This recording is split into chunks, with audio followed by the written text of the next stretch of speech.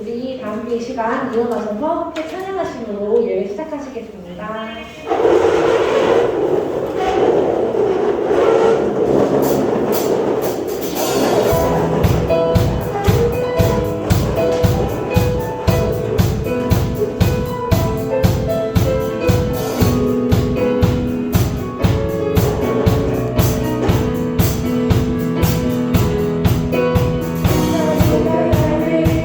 사랑하시는 주님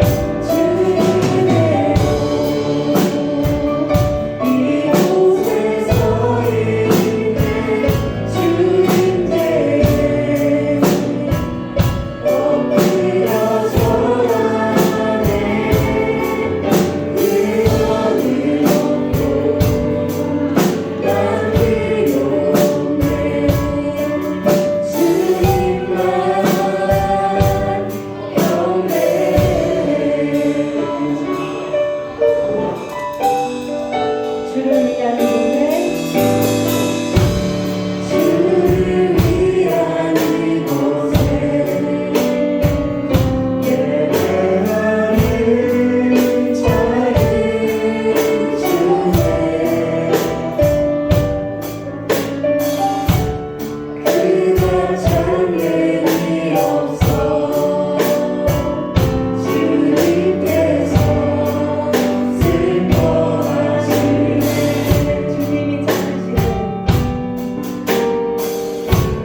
주님이 찾으시는 주님이 찾으시는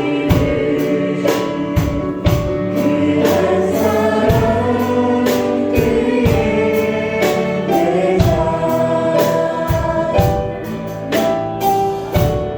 내가 그 사람 되니 간절히 주께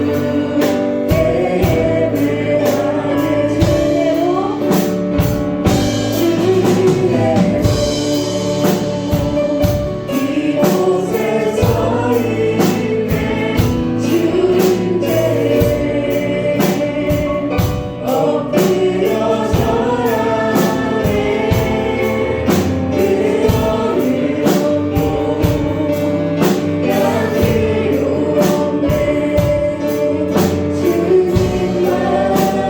이곳에 서 있네 주님께 엎드려 절하네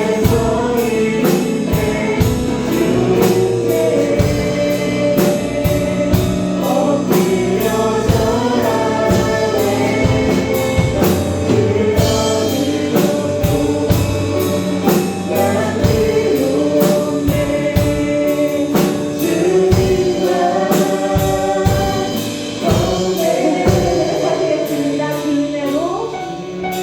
주님만 경배해 하시겠습니다. 주님으로 이곳에 서 있는 주님께 엎드려 절하네 그 어느 것도 난 필요 없네 주님만 경배해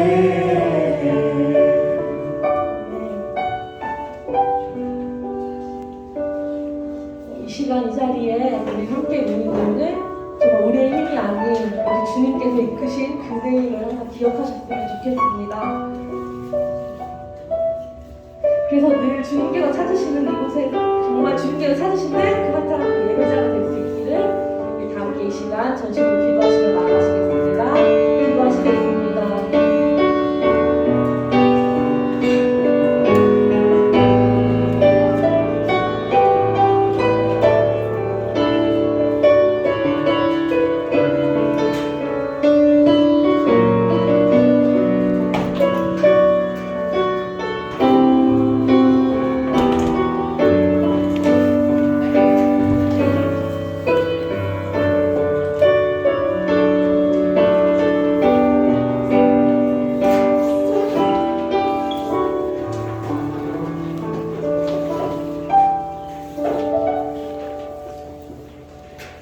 사랑의 아버지 하나님 감사합니다. 오늘도 우리 사랑하시는 주의 자녀들을 위해서 주일을 예비하시고 또 주일 예배의 자리를 마련하셔서 사랑하시는 자녀들을 불러 모아주시니 감사합니다. 특별히 오늘 우리를 사랑하셔서 이 땅에 오심으로 모든 선교의 시작과 같은 역할을 하여 주신 주님의 그 은혜로부터 얼마나 많은 피와 땀과 눈물이 흘려졌던 그 선교의 역사, 선교의 은혜를 감사하고 또 앞으로의 역사를 또 기대하는 선교 주일로 지키게 하시니 감사합니다. 하나님 특별히 또 그 일을 위하여서 택하셔서 선교사로 세워주시고 지금까지 포르투갈의 영혼들을 섬기는 귀한 역할을 감당케 하신 우리 정충호 선교사님 중등부에 보내주셔서 함께 말씀 나누게 하시고 또 은혜 나누게 하여 주시니 감사합니다. 오늘 이 시간 우리를 사랑하시는 하나님, 또 온 열방의 영혼들을 사랑하시는 하나님, 또 온 시대와 세대 가운데 그 사랑을 멈추지 않으실 하나님의 은혜를 기억하고 또 가슴에 새기는 은혜가 있게 하여 주시옵소서. 모든 우리 신일의 중등부 친구들과 선생님들의 가슴에 지금도 살아계신 우리를 위해 아들을 아끼지 않으시는 하나님의 그 사랑이 오늘 이 시간을 통해서 다시 한번 불일 듯 일어날 수 있는 은혜 있게 하여 주시옵소서. 모든 것 주님 홀로 영광을 받아주시고 우리 친구들에게 심으실 것 또 전하실 것 심겨지고 전해지는 귀한 시간 되게 해 주시옵소서. 감사합니다. 사랑합니다. 예수님의 이름으로 기도합니다. 아멘. 자리에 앉아서 오늘을 하나님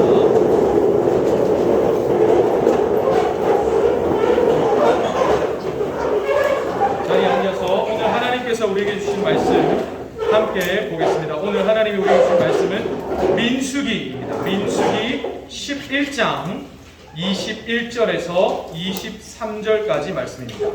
목사님이 가지고 있는 성경으로 구약성경 214쪽에 있습니다.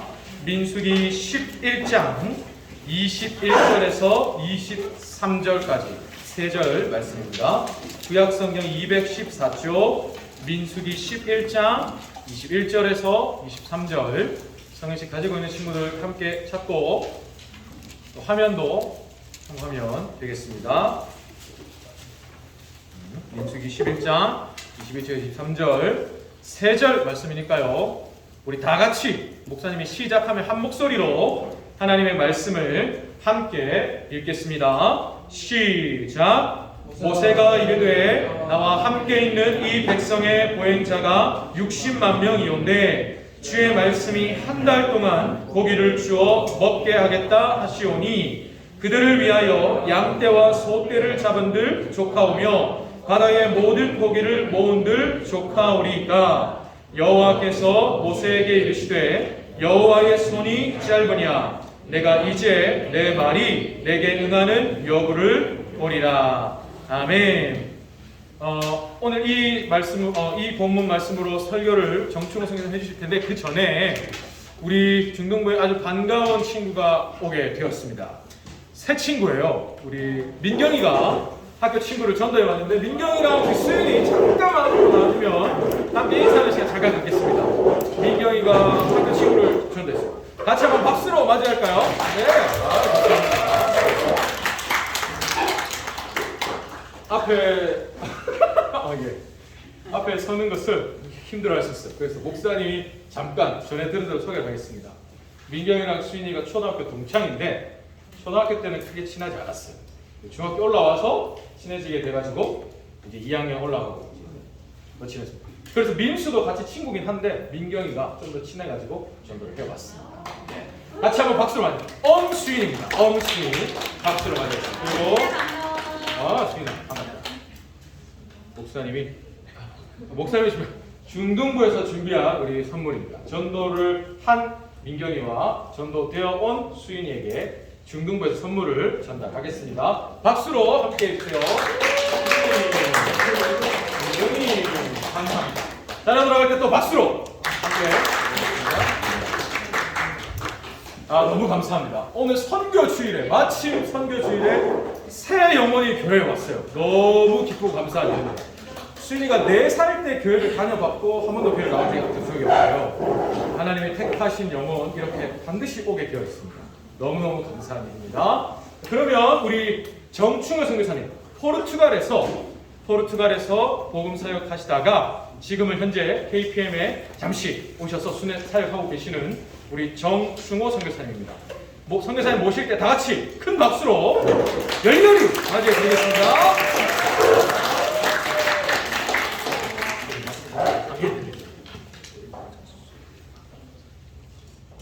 여러분 반갑습니다.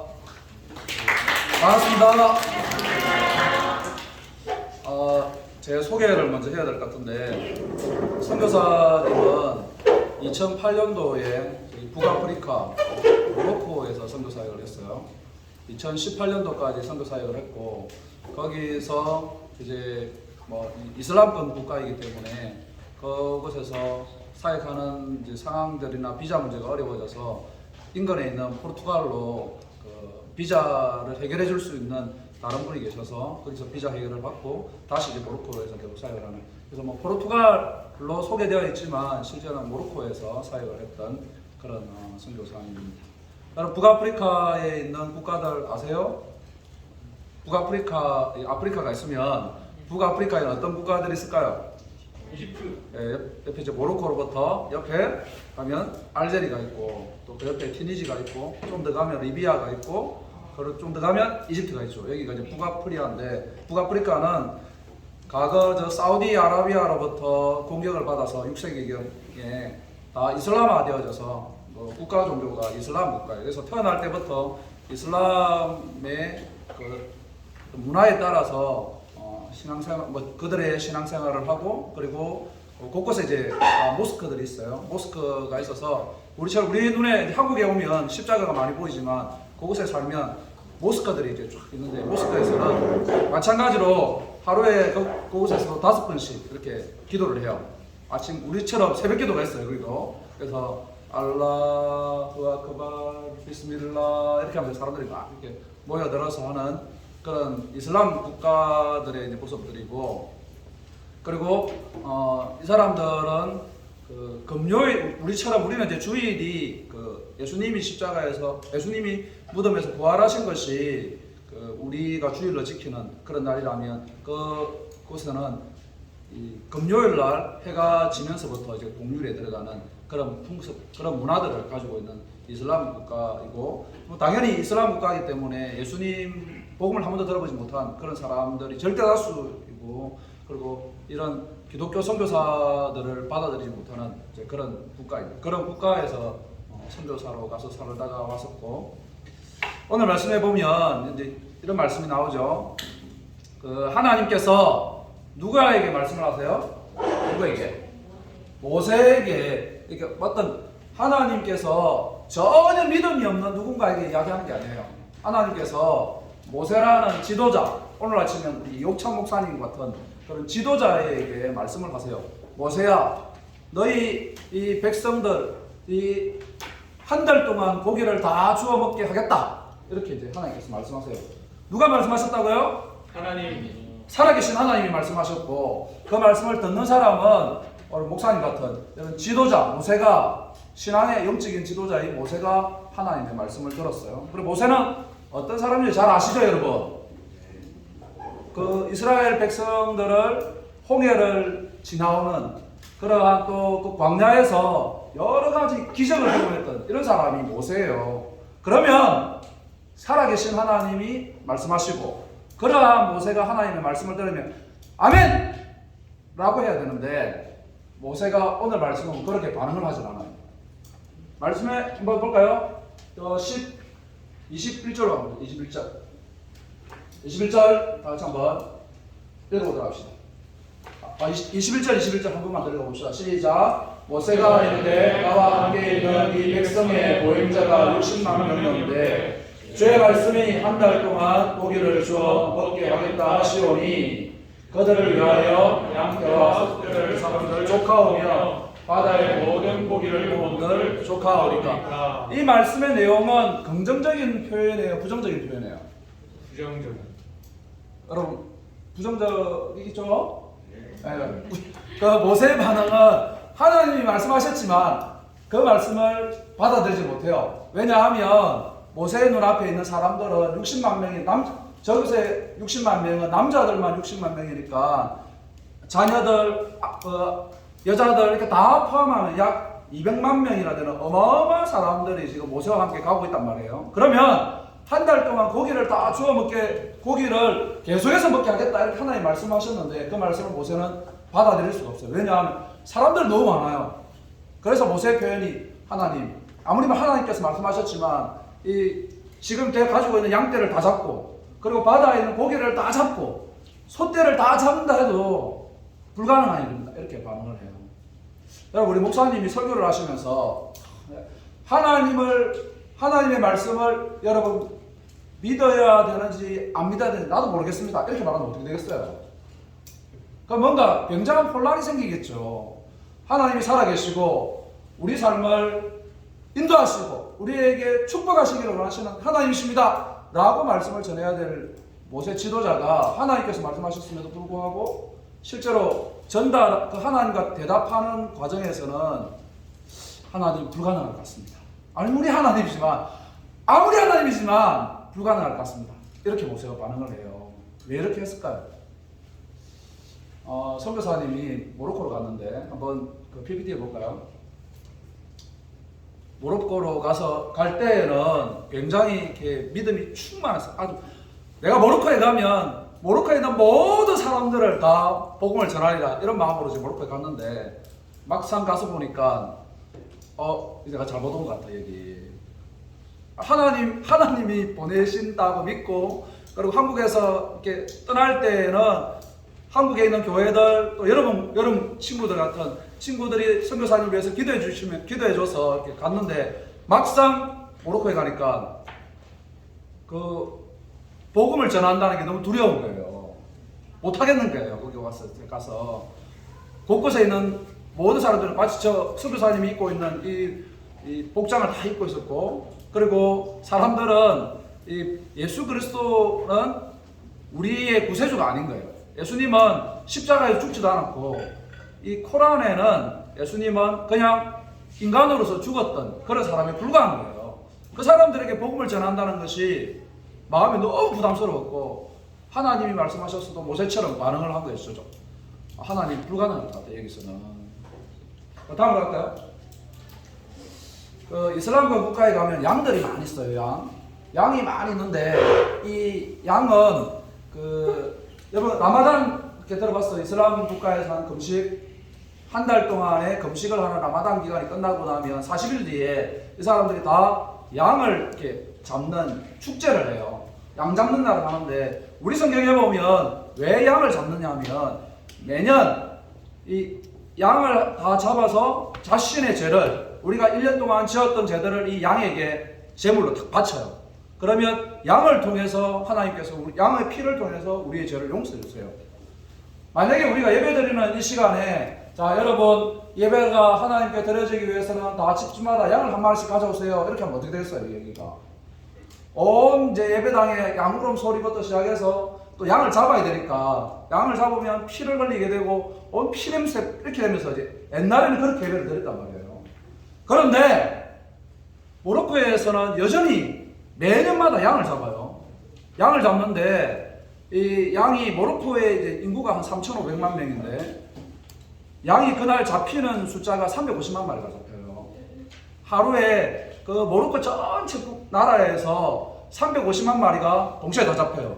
그러면 아랍권 국가는 다 동일한 문화이기 때문에 옆으로 가면 알제리가 있고 그 튀니지가 있고 또 더 옆으로는 이집트가 있고 또 그쪽 더 옆으로 가면 요르단 또 뭐 이라크, 이란 이런 나라들이 다 똑같은 이슬람 문화니까 양을 잡으면 도대체 얼마나 많은 양이 잡히겠어요.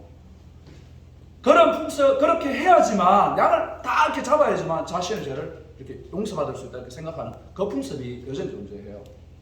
그 창세기 22장에 보면 창세기에 누가 등장을 하냐면 아브라함 아세요 여러분? 아브라함. 네, 아브라함 알죠? 아브라함 아들이 누구예요? 아브라함 아들. 예, 아브라함 아들이 이삭이고 하나님께서 백세에 얻었던 아들 이삭에게 아브라함아 내 사랑하는 독자 아들 이삭을 제물로 바쳐라 이렇게 하죠. 그 구약 시대의 이제 제사법이 그 제물로 바쳐야지만 양을 바치고 소떼를 바쳐야지만 예배를 드리기 때문에 그래서 바쳐라 아들을 바쳐라 이렇게 했는데 그 아들을 탁 바치러 산에 이제 모리아산에 올라갔어요. 모리아산에 올라가서 양 하고 탁 잡으려 하는데 뭐가 있었어요? 양이 있었죠. 그래서 여호와 이레 하나님 이렇게 하면서 그 아브라함에게 그 양에 대해서 이렇게 설명하는 그 장면이 나오는데 코란에 가면 동일하게 이 이슬람의 경전인 코란에도 아브라함이 등장을 해요. 아브라함이 등장을 하고 그 아들이 누구냐면 이스마엘로 바뀌어 있어요. 이삭이 아니라 이스마엘로 바뀌어 있고 동일한 사건이 나와요. 이스마엘을 제물로 바치는데 양을 준비한 거예요. 그래서 이 이슬람 국가에서는 다 양은 그 이스마엘을 대신하는 양, 우리의 죄를 용서받는 그 양으로 하기 때문에 매년마다 양을 잡아야지만 이렇게 그 제사가 될 수 있는 거예요. 예배가 될 수 있는 거예요. 그러면 우리는 양을 잡을 필요가 있어요, 없어요? 왜 우리는 양을 잡을 필요가 없죠? 예배 시간에 왜 없을까요? 다음으로 가자. 예수님께서 우리 죄를 위해서 십자가에 단번에 죽어주셨기 때문에 다시는 양을 잡을 필요 없는 그것이 오늘 우리가 드리고 있는 이 예배예요. 선교사님이 모로코에 이제 갔을 때는 이런 예배라는 것이 없었어요. 예배 드릴 수 있는 친구도 없었고 예배 드릴 수 있는 공간도 없었고 심지어 예배 드리게 되면 하나님께 예배 드리게 되면 그 나라에서는 추방 또는 예배를 같이 드렸던 현지인들은 그 가족들로부터 또는 심지어는 감옥에 갈 수 있는 그런 환경이기 때문에 쉽게 예배 드릴 수 있는 환경이 하나도 없어요. 예수님께서 우리를 위해서 이미 십자가에서 죽으시고 부활하셔서 다시는 양을 드릴 필요가 없는 그 은혜를 우리가 이렇게 예배 가운데서 하고 있지만 이제 이 나라를 떠나게 되면 여러분들이 살고 있는 이 나라를 떠나서 인도네시아, 말레이시아, 또 베트남, 또 더 나아가서 인근 국가들로 이슬람 국가로 가면 갈수록 예배라는 게 없어요. 예배 드릴 수 있는 사람도 없고 우리는 예수 그리스도가 우리를 위해서 십자가에 죽으시고 이 예배라는 것이 여러분이 중등부 예배를 드리면서 내가 두려워 예배 오면서 난 잡혀갈 거야 곧 누군가가 나를 감시하고 있어 이런 마음으로 오는 친구 있어요? 예배를 안 가면 오히려 야단 듣고 엄마 아빠가 오늘 아침에 예배 가야지 이렇게 해서 오는 친구들도 있을 것 같아요. 저희 딸이 고등학교 3학년 중학교 3학년 두 딸이 있는데 선교사님의 딸이지만 늦게 일어나고 주일날 되면 가기 싫어하고 하는 모습들이 많이 있어서 이렇게 데리고 가는데 우리가 예배드리러 오면서 뭔가 두려워하면서 오는 사람은 아무도 없어요. 오면 우리 선생님들이 또 목사님이 또 우리 부장 선생님이 여러분을 환영해주고 또 옆에 있는 친구가 다 환영을 받으면서 예배에 참석해서 하나님 말씀을 듣지 뭔가 이 예배가 마지막일 것 같아. 이 예배를 떠나서는 나는 더 이상 예배 드릴 수 없을 것 같아. 이런 마음으로 오진 않죠. 우리는 이러한 것이 여러분은 너무 자연스럽지만 지금도 세상 많은 곳에서는 자연스럽지 않아요. 여러분 우크라이나 전쟁 알죠 여러분? 우크라이나에 전쟁이 일어나고 있어요. 전쟁이 2022년도 2월 14일 날 시작을 해서 1년이 지나갔어요. 그 속에서 여러분 같은 친구들이 죽고 다치고 자기 집을 다 떠났어요. 전쟁이 계속 일어나서 그곳에서 배울 수도 없어요. 그리고 예배드리는 예배터들이 무너지고 사람들이 다시 언제 돌아갈 수 있을지 라는 막연한 시간을 지구 반대편에서는 그렇게 보내고 있어요. 또 티르키예와 시리아의 지진이 일어나서 5만 명이나 되는 수많은 사람들이 죽고 다치는 이런 것을 경험하고 우리가 살고 있는 이 똑같은 시간에 어떤 사람들은 단순히 대한민국 사람이 아닌다는 이유로 죽고 다치는 그리고 그 정부로부터 보호받지 못하는 난민들 이런 일들이 계속해서 벌어지고 있는 것이 우리가 살고 있는 시대예요. 그러면 우리는 이 예수 그리스도를 믿고 고백하는 것이 자연스러운 것뿐만 아니라 굉장한 은혜인 거예요. 옆에 있는 친구를 잘 보세요, 여러분. 옆에 있는 친구가 그냥 이렇게 만난 게 아니에요. 우리는 어릴 때부터 이 안양 신일교회에서 옆에 있는 친구와 우리 선생님과 우리 목사님을 만났다는 것은 특별히 내가 대한민국에서 태어나서 예수 그리스도를 믿었다는 것은 굉장한 하나님의 은혜인 거죠. 선교사님도 그렇게 생각하지 않았어요. 한 번도 교회에 와서 뭐 예배를 못 드린다든지 또 예배가 없는 지역에서 내가 살고 있다든지 한번 생각해 본 적이 없어요. 한국을 떠나서 모로코에 갔을 때 비로소 우리가 믿는 이 하나님이 얼마나 귀한 분이신가. 우리가 믿고 있는 예수님은 단순한 분이 아닌 거예요. 우리가 믿는 예수님은 우리에게 말씀하시기를 모세가 하나님 불가능할 것 같습니다. 저 땅에서는 풀 한 폭이 자라지 않을 것 같고 불가능해 보입니다. 하나님이시지만 불가능합니다. 이렇게 말했을 때 하나님의 말씀은 23절과 같이 말씀하시죠. 모세야, 여호와의 손이 한 번도 짧아진 적이 없다 라고 말씀하세요. 여러분도 우리나라 역사를 잘 알죠? 우리나라 역사를 일제시대를 거치면서 교회가 다 우상화되어지고 그리고 선교사들이 떠나가고 그리고 6.25를 전쟁을 경험했어요. 전쟁을 경험해서 온 나라가 초토화되는 그런 상황에 왔어요. 그리고 전쟁 이후에 나라가 그 몰락한 가운데서 기적과 같은 역사가 일어난 것은 하나님의 도우심과 하나님의 은혜가 없이는 불가능하죠.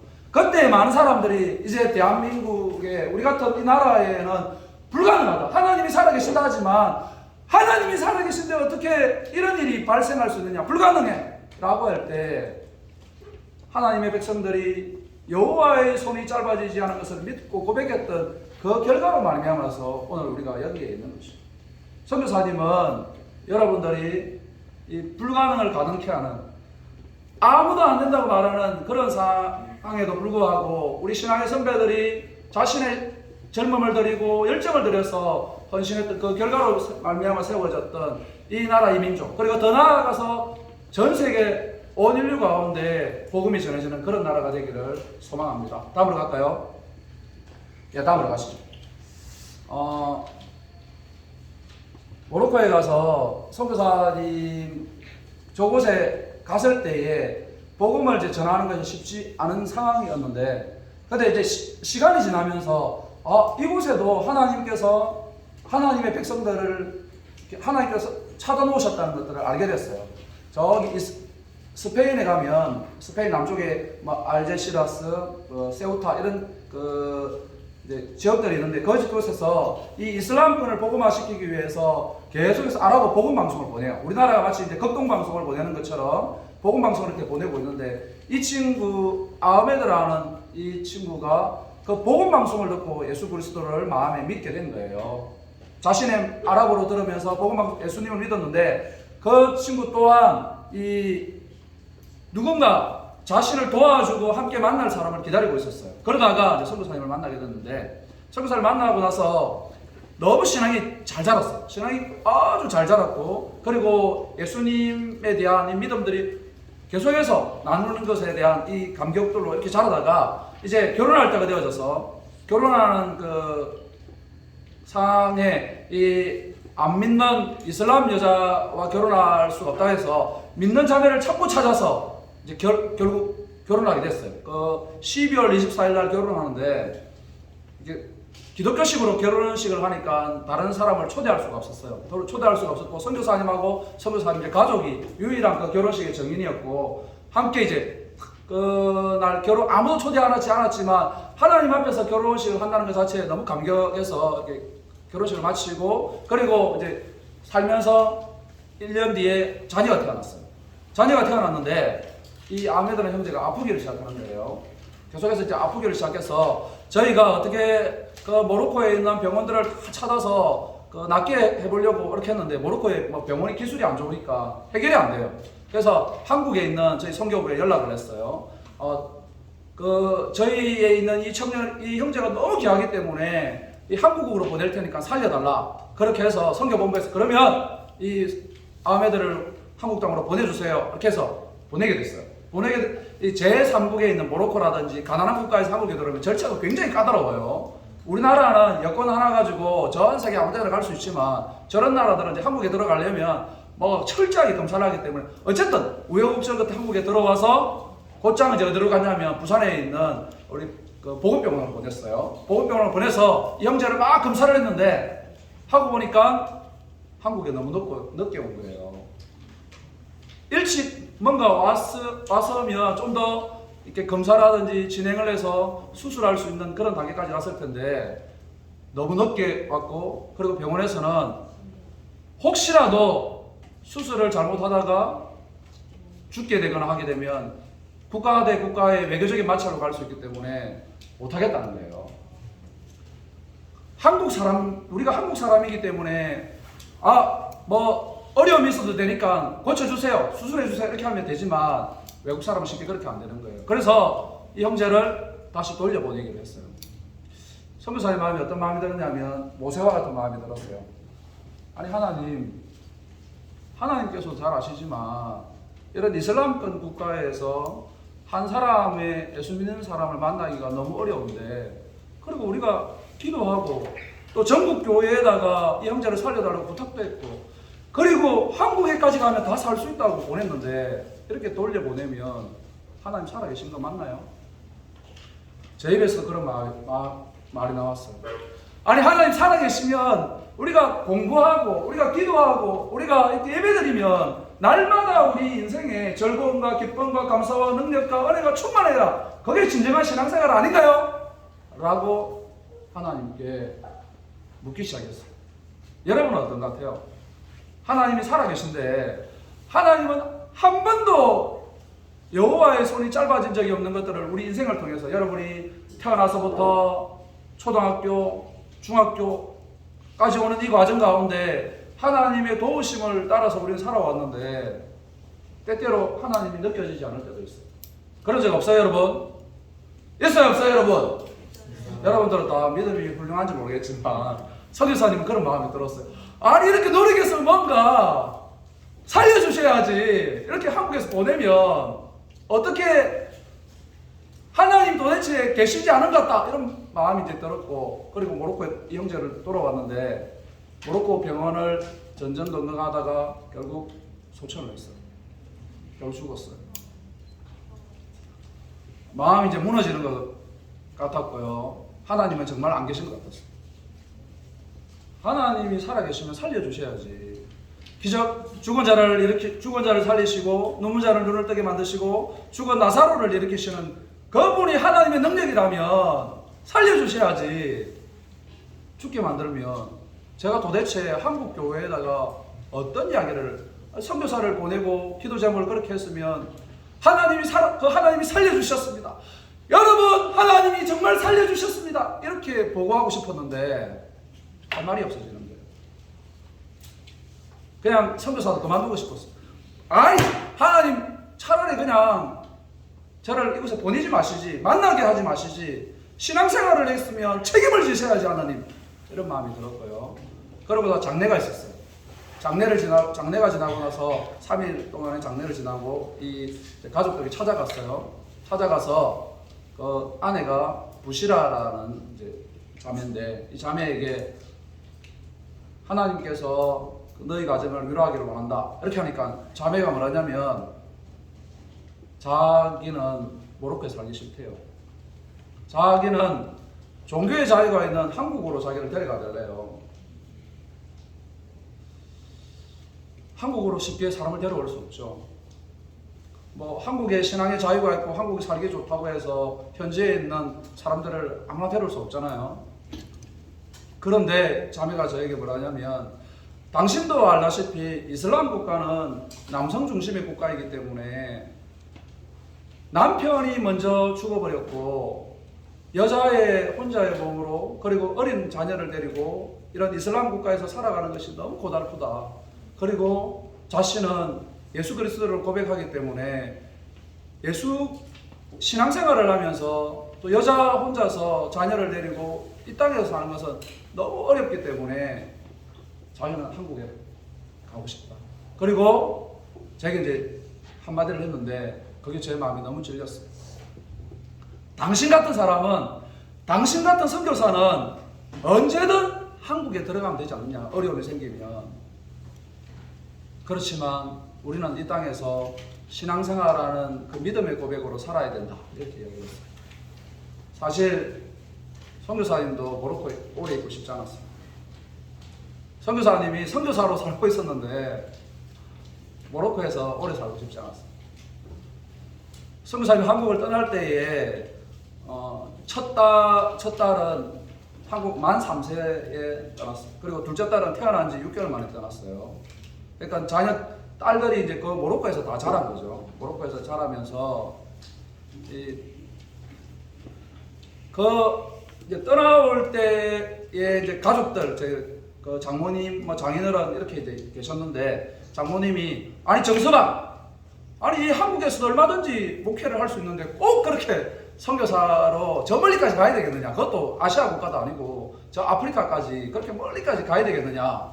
이렇게 이제 선교사님이 얘기를 했어요. 그래서 제가 어떻게 했겠어요? 아니 장모님 무슨 말씀을 하시냐고. 하나님이 우리를 부르시면 땅끝까지 가야 됩니다. 이렇게 하고 갔어요. 그렇게 당당하게 갔는데 실제 모로코에 가서는 오래 있고 싶지 않았어요. 저도 세월이 지나면서 여러분 같은 이런 한국에서 정상적인 신앙생활을 하고 싶었어요. 우리 목사님처럼 여러분 하나님은 살아계십니다 라고 말하고 싶은 이런 마음이 계속해서 생겼어요. 그리고 주변에 친구들이 너무 보고 싶었어요. 그리고 더더욱 가족들이 더 보고 싶었고, 15년의 그 선교사를 사는 동안에 단기 선교가 딱 한 번 들어왔어요. 이제 제가 그 선교사 생활하니까 여러분 IS 들어보셨죠? 그 이슬람 근본주의자들이 IS가 또 막 생겨서 전쟁이 일어나고 막 이라크, 이란에 그 갈등이 생기고 이러면서 더더욱 한국에서는 그 이슬람 국가로 선교지를 오는 것을 힘들었어요. 그래서 그러한 이제 상황을 경험하고 또 외롭기도 하고 이런 마음이 있는 차에 이 부시라는 자매가 선교사님 보고 당신은 어쩌든지 한국 가면 되지 않느냐. 그렇지만 우리는 여기에 남아서 신앙생활을 해야 된다. 이렇게 저한테 이야기를 했어요. 제가 한번 곰곰이 그 말을 생각해 봤어요. 신앙생활이라는 것은 내가 예수님을, 우리가 다 믿잖아요. 예수님을 믿으면 믿음대로 살아가는 게 신앙생활이죠. 믿음대로 살아가는 그 신앙생활의 결과로 인해서 오늘 주일날 교회에 오는 거죠. 그렇죠, 여러분? 신앙생활은 예수 그리스도가 주가 그리스도시요 살아계신 하나님의 아들 되심을 고백하면서 하루하루 월요일부터 토요일까지 신실하게 살아가다가 그 믿음의 고백 때문에 오랜밤을 때리면 왼밤을 돌려대고 겉옷을 달라 하면 속옷을 주고 오리를 가자 하면 십리를 가면서 때때로는 친구들로부터 때때로는 그 주변에 있는 환경으로부터 네가 예수님을 믿는 거 맞느냐라는, 네가 정말 예수님을 믿으면 그렇게 살면 돼 라는 그런 부담감을 알면서 사는 것이 우리의 신앙생활이에요.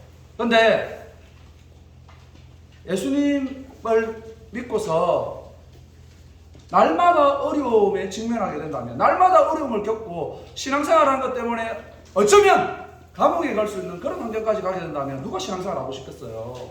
그런데 제가 있었던 이슬람 국가는 그런 국가였어요.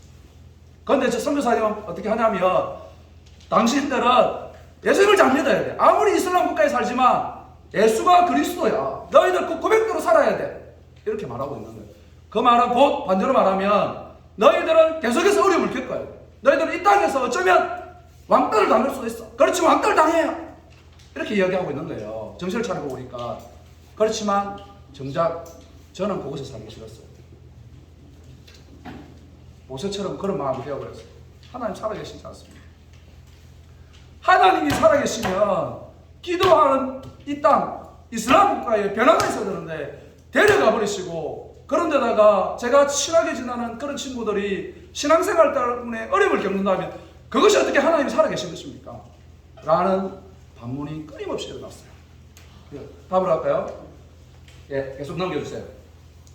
계속 넘겨주시고. 예. 그리고 또 시간이 지나서 세례를 주게 됐는데, 세례를 주면서 이 친구에게 이제 그런 결과들 있잖아요. 그런 결과들을 가지고 이 친구에게 물어봤어요. 이 친구는 모하메드라는 친구예요. 모하메드, 너 지금 세례를 받는다는 것의 의미를 잘 알지? 세례를 받으면 다시는 이슬람으로 돌아가면 안 돼. 주가 그리스도시고 살아계신 하나님의 아들 되심을 네가 지금 고백하면 다시는 이슬람 생활로 돌아가면 안 돼. 너는 어쩌면 외로워질 수도 있어. 이 땅에 그 모로코에 살면서. 너는 어쩌면 가족들로부터 외면당할 수도 있어. 심하면 감옥에 갈 수도 있어. 그런데도 너 예수님 믿을 거야? 너 세례 받을 거야? 이렇게 하니까 아멘! 이렇게 하는 거예요. 차라리 아멘 안 하는 게 더 좋을 것 같은데 아멘을 하는 거예요.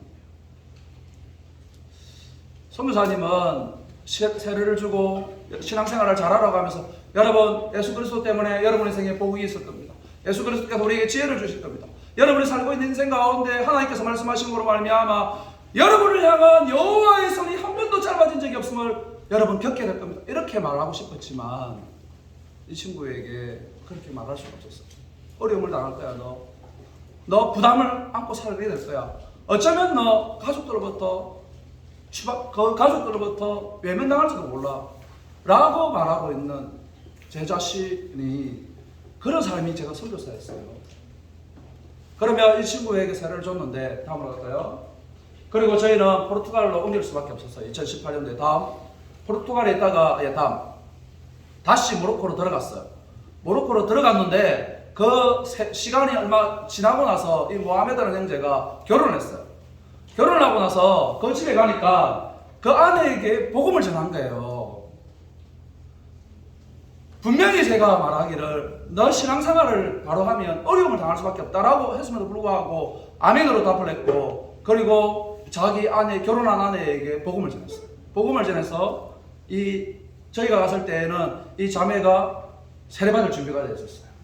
그래서 다시 세례를 주게 됐어요.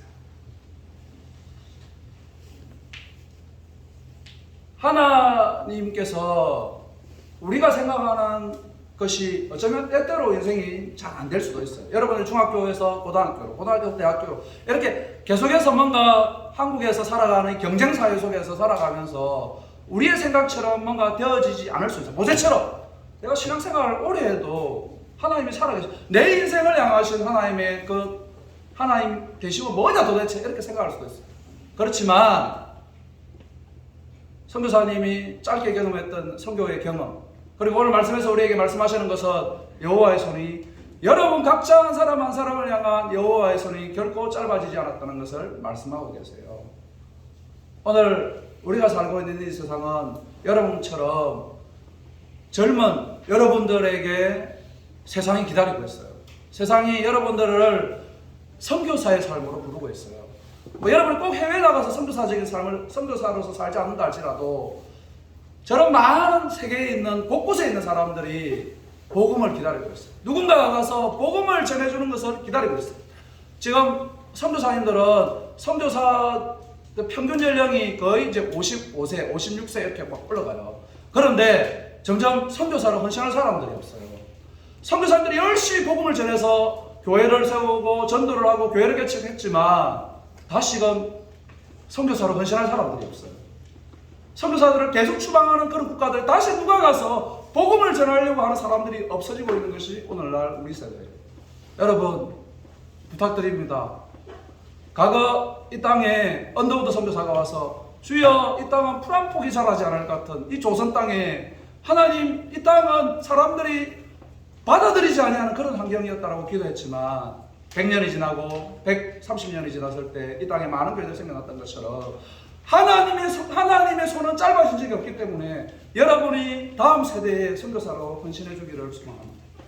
다음 세대에 여러분들이 세상이 감당치 못하는 사람으로 여호와의 손이 한 번도 짧아진 적이 없는 것을 여러분 이 세상으로 나아가서 이 한국 땅을 벗어나서 주가 그리스도 되시고 살아계신 하나님의 아들 되심을 여러분이 고백해 주시기를 바랍니다. 우리 선교사 저도 마찬가지고 이제 30대 그 중반에 선교사로 나갔다 이제 50대 이제 이르렀는데 저도 이제 차츰차츰 늙어가겠죠. 여러분들이 다음 세대의 선교사로서 기꺼이 헌신해 주기를 바랍니다.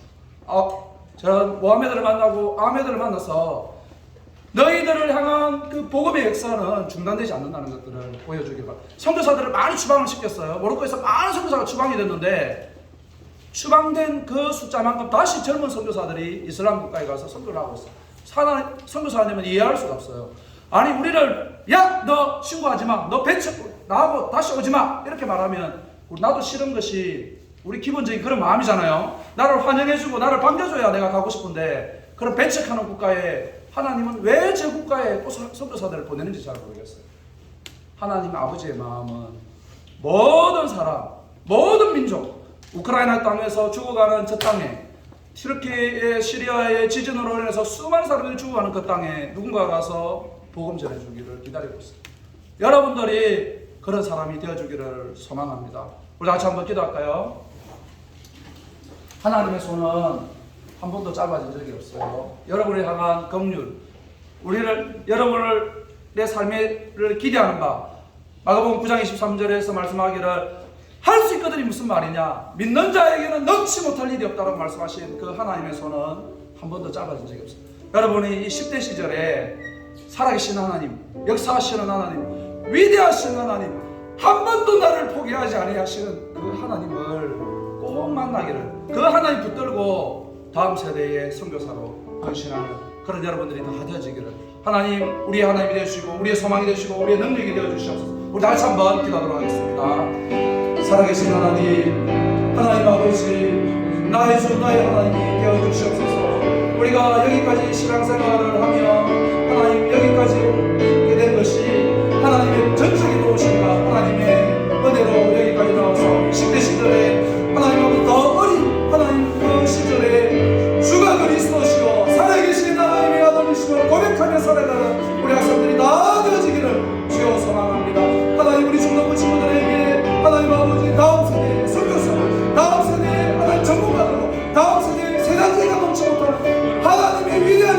나아갈 수 있도록 축복하여 주시기를 주여 간절히 기도합니다. 하나님 도와주시고 역사하여 주시옵소서. 살아계신 하나님 아버지, 우리를 하나님의 자녀로 불러주셔서 감사합니다. 하나님, 지금 이 중동부 시절에 한 번도 짧아지지 않았던 여호와의 선을 날마다 경험하도록 도와주시옵소서. 그러므로 하나님, 우리의 삶을 통해서 하나님께서 영광을 받으시고 또 전 세계로 나아가 세상이 감당치 못하는 하나님의 자녀들로 자라갈 수 있도록 도와주시옵소서. 감사를 드리며 살아계신 예수 그리스도 이름으로 기도드렸습니다. 감사합니다. 우리 선교사님께 한 번만 더 박수. 네. 이 시간에 우리가 찬양을 하나 하면서 이 예물을 봉헌할 건데, 특별히 오늘 이제 부를 찬양은 우리 선교사님을 축복하는 의미에서 찬양하면 좋겠어요. 선교사님께서 계셨던 곳은 목사님의 종종 이렇게 얘기를 하지만, 우리가 정말로 하나님을 찬양하고 정말로 주를 향한 사랑을 고백해야 할 곳은 이런 환경 없다 얘기한 적 있죠. 우리가 정말로 하나님을 찬양해야 할 것은 이런 자막 띄워주지 않습니다. 악기 없어요. 오히려 찬양하면 눈치 주고 우리는 눈치만 받지. 근데 찬양하면 칼과 총을 들이미는 곳이 있어요. 지금도. 근데 우리는 그런 곳에서도 우리의 사랑을 고백해야 함이 마땅해요. 왜냐하면 예수님이 버림을 받아주셨거든요. 우리는 예수님을 믿는 이유로 고난, 어려움 정도만 당하지만 예수님은 우리를 위해서 죽으셨어요. 아예 비참하게 버림받으셨죠. 그래서 십자가 위에서 나의 하나님 어찌하여 나를 버리시나이까. 이거는 모세가 했던 고백하고는 비교가 안 되는 고백이에요. 하나님 진짜 살아계신 게 맞습니까? 주님은 아버지가 어찌하여 나를 버리십니까? 그러니까 완전히 버림을 당하셨어요. 우리를 살리시고. 아들이 버림받으셨기 때문에 우리는 이제 버림받을 일이 없어요. 아무리 힘들고 어렵고 외로운 일이 있어도 우리는 완전히 버려지지 않습니다. 하나님이 아들을 아끼지 않으신 우리를 살리셨기 때문에.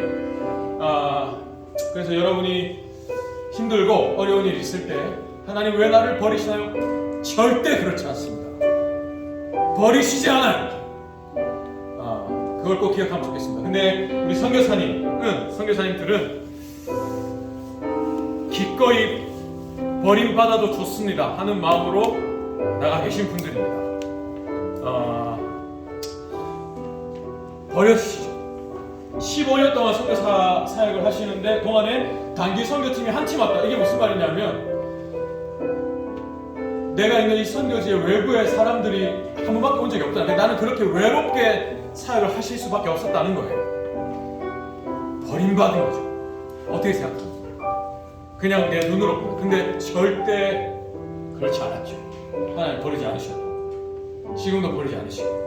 근데 그래도 좋습니다. 나는 버림받아도 좋습니다 하는 마음으로 계신 분들이 우리 선교사님들이십니다. 그래서 우리 같이 한번 우리 선교사님을 위해서 한번 축복하면 좋겠습니다. 세상이 선교사님을 모른다 하여도 주님은 아십니다 하는 마음으로 우리 한번 찬양하면 좋겠습니다.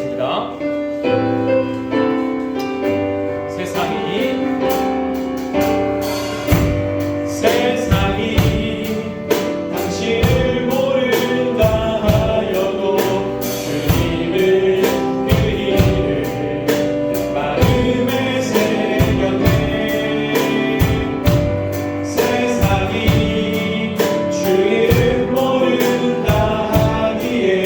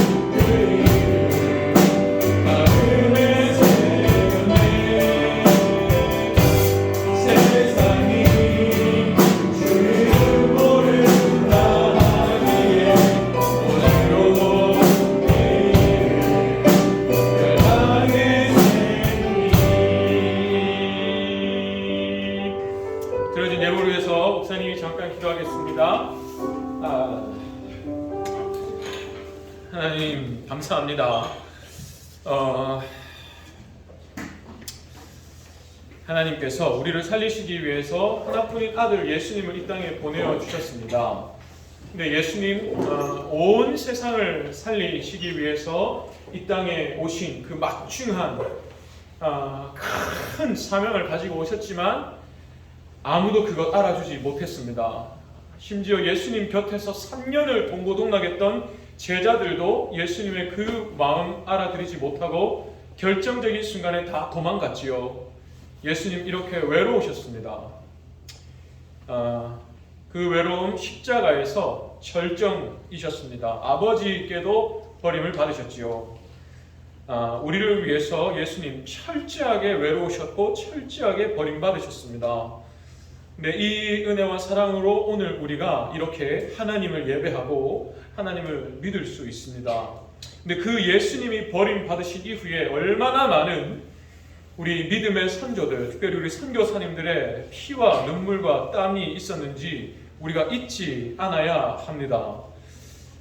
주님의 그 마음을 받은 자로서 나도 주님의 그 사랑을 전하기 위해서, 나도 버림받기 위해서 버림받아도 좋습니다. 세상이 아무도 나를 몰라도 좋습니다. 주님을 위해서 갑니다 하는 마음으로 오늘 우리 이 땅에도 선교사님들이 오셨습니다. 그래서 오늘 우리가 지금 이 자리에 앉아 있습니다. 지금도 이 일을 위해서 하나님 부르셔서 버림받아줘 좋습니다 하는 마음으로 선교 사역하시는 선교사님들 온 세계 곳곳에 계십니다. 하나님, 그 마음 하나님 당연히 잊지 않으시지만 우리도 절대로 잊으면 안 될 줄 믿습니다. 하나님, 세상이 우리는 너를 모른다, 세상이 위협하고 조롱하고 외롭게 하여도 주님께서 우리 선교사님 이름 기억하여 주신 줄 믿습니다. 우리도 기억합니다. 기억하겠습니다. 또 우리도 그 사랑을 받아서 기꺼이 버림받을 수 있는 사람들 되기를 원합니다. 그러나 주님은 절대로 우리를 버리지 않으십니다. 다만 버림받아도 좋습니다 라고 하는 우리의 마음 있기를 원합니다. 하나님, 우리 친구들 이제 중학생으로서 새학기를 시작했습니다. 새학년 새학기 시작하여서 이제 본격적으로 내일부터 새로운 한 학기의 첫 발들을 내딛어 갑니다. 주님 함께하여 주시옵소서. 아직 중학생이어서 세상으로부터 예수를 믿는다는 이유 때문에 어떤 외로움, 힘듦을 경험할 기회가 많진 않을 수도 있지만, 그러나 우리 학생들 지금까지 살아온 중에 가장 많은 시험을 이제 중학생으로서 당하게 될 것입니다. 내가 지금까지 살아온 중에 가장 나이가 많고 내가 지금 살아온 중에 가장 믿음의 공격이 심할 때가 바로 지금이기 때문입니다. 하나님, 우리 모든 1학년부터 3학년 친구들 예수를 믿는다는 이유 때문에 찾아오는 외로움, 힘듦, 괴로움이 있다면 먼저 나를 위해 외로우셨던 주님이 기억나길 원하고, 또 주님은 결코 나를 버리지 않으신다라는 믿음이 생겨날 수 있기를 간절히 소원합니다. 하나님, 우리 중학교 1학년, 2학년, 3학년 모든 친구들, 선생님들 사랑하여 주시고 복 주시고 늘 함께하여 주시옵소서. 우리 정충호 선교사님 모로코에서, 포르투갈에서 하나님의 복음 사역 감당하시고 또 이렇게 한국에 오셔서 KPM 선교사로서 또 순회 사역을 감당하십니다. 하나님, 참 저희에게 다 하나하나 얘기 못할 외로움, 어려움, 괴로움 있으실 줄 압니다. 다 헤아려 주시고 다 알아주시고 다 받아주시고 위로해 주시고 천국에서 가장 뜨겁게 안아주시기를 소원합니다. 이곳에서 외로우셨던 만큼 천국에서 더 뜨겁게 사랑하여 주시기를 원합니다. 우리의 가진 모든 힘을 다해서 선교사님을 사랑하고 처음에 기도하오니 앞으로도 늘 함께하여 주시고 동행하여 주시옵소서. 드려진 예물이 있습니다. 하나님 기쁘게 받아주시고 주의 영광을 위해 사용하여 주시옵소서. 감사합니다. 사랑합니다. 예수님의 이름으로 기도합니다. 아멘. 선교사님 나오셔서 우리에게 축도해 주시겠습니다.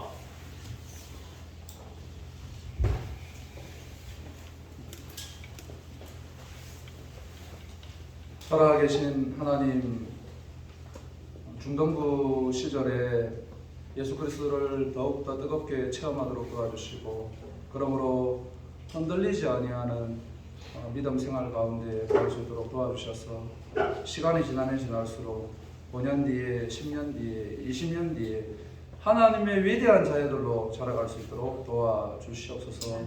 지금은 우리 주 예수 그리스도의 은혜와 하나님의 사랑과 성령의 교통하심이 기꺼이 하나님의 나라와 영광을 위해서 살기를 소망하는 안양일신교회 중동부 위에 우리 선생님들 위해 영원토록 함께할지어다. 아멘.